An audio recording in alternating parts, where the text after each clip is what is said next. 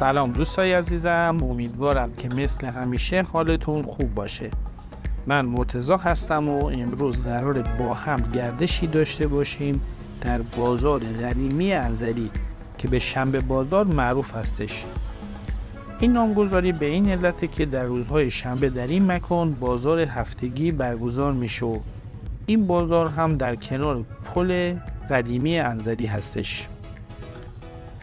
توی این بازار انواع محصولات محلی و میوه و ماهی عرضه میشه.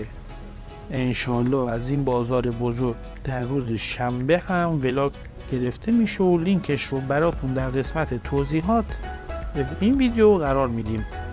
در این گردش ما از فضای زیبای اطراف و بالای پل هم براتون ویدیو تهیه کردیم.